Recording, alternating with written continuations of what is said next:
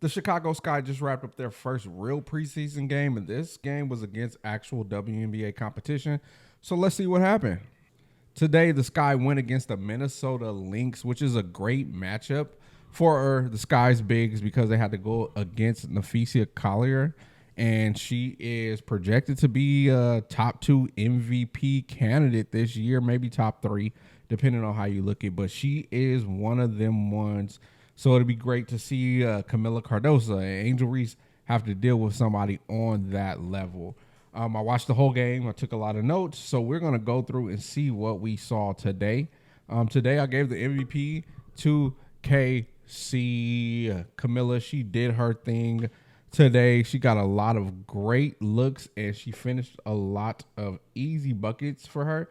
It seems like when she goes against the Lynx, she really puts on a show. They have nobody to deal with her height and her size. And so she was beasting. But this is the difference in between this year and last year.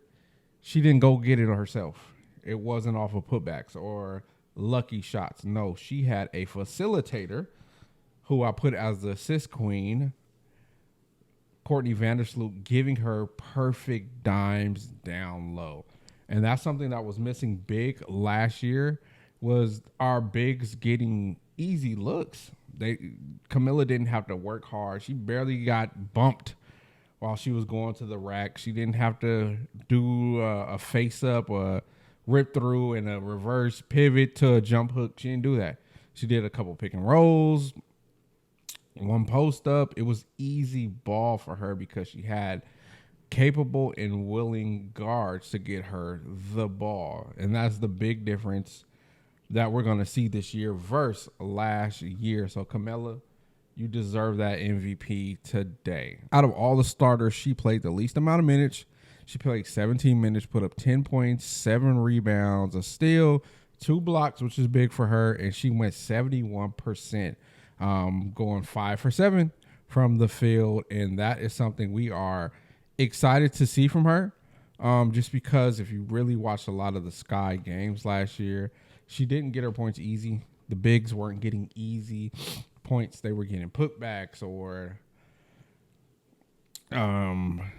late shot clock post up points. And now it looks like the coaching staff and her new point guard are making an emphasis, and the whole team, that let's go through Kamilla first, and if we need option 2, 3, 4, then we're going to rock with that. I gave breakout player today to AA Ariel Atkins, just because it felt like she was getting out of her shell today. She hit a couple threes. I want to look it up because I felt like she hit 2, but I just seen like the one I'm for sure that she hit. It was in rhythm. There was no hesitation. She wasn't looking for anybody else. She was looking for herself. And that's what I consider somebody that's just right now is preseason. She's breaking out of her shell. I am pulling up her stats now. She looked like she was starting to get really, really comfortable. She had 10 points, 4 assists, which is big from that position. And she was 4 from 10. Like I said, yeah, she hit 2 threes. And it was just her feeling a lot more comfortable than that first game, even though the competition on the first game wasn't the best. But it's still nerve-wracking when I'm dealing with literally, it's still preseason, 15 new people. It's not 11 like it will be during the regular season, but no, preseason, there's 15 to 20 new people I'm dealing with. So this game, she came out, she looked like she was getting comfortable. I seen her get her feet under her on a couple of those three-point attempts.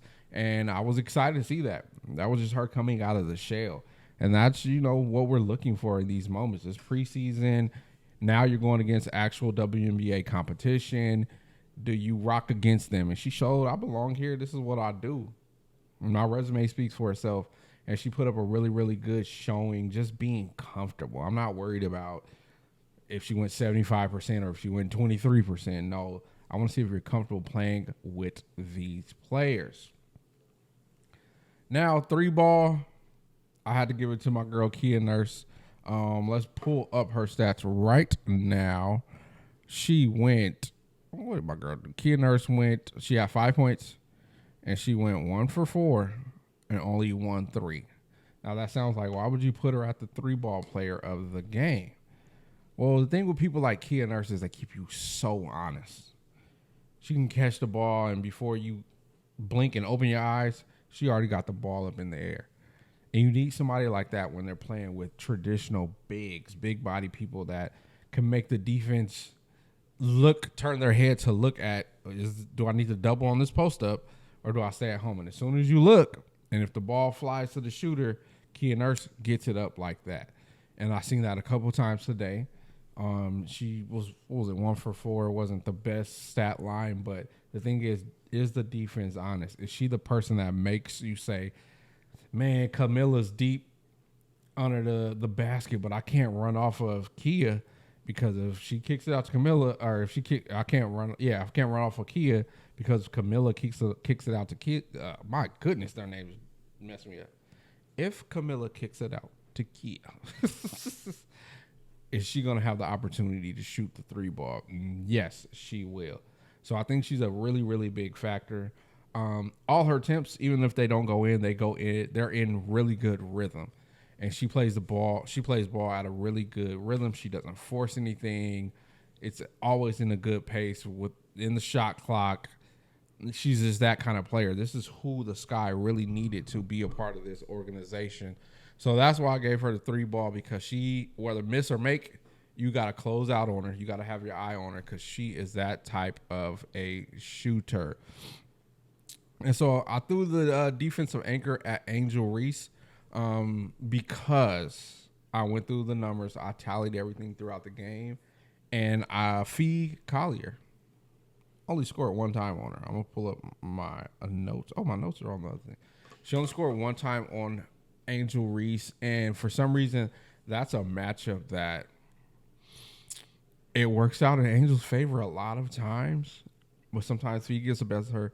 But they are the perfect, like, yin and yang. Fee is a lot more finesse, and she's going to get the right shot. She's going to get you a triple threat, make you shift your body weight, and then she knows I can shoot or I can drive in the opposite direction. That's Fee. Her game is really, really pure. On the other side, you got Angel Reese, who is, let's bang, bang, bang. I'm a big body. I don't back down for nobody. Let's go to work. And that's Angel. So they are literally yin and yang. We've seen it in Unrivaled. They are the people that really brung like that tenacity and that stank and that grit to Unrivaled. And I hope it carries on to the W, because I prefer watching this rivalry or this matchup to anything else when it comes to Angel, because they're completely different.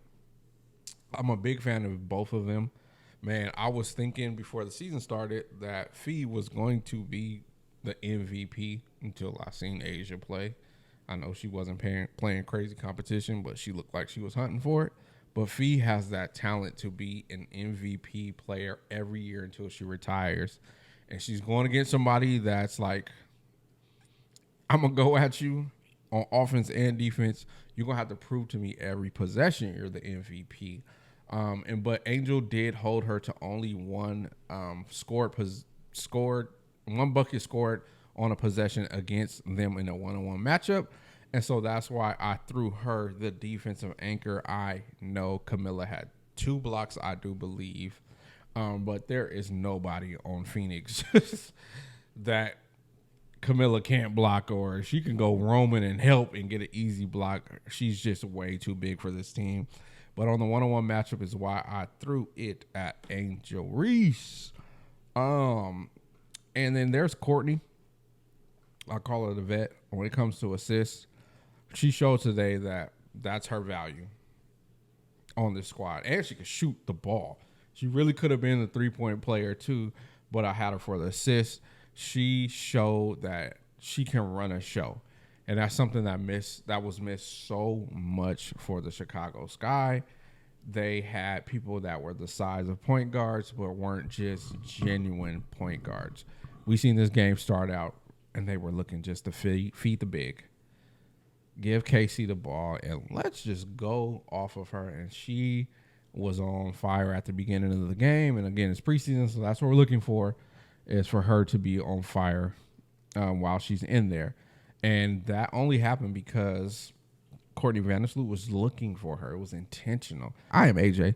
This is my mic. Peace.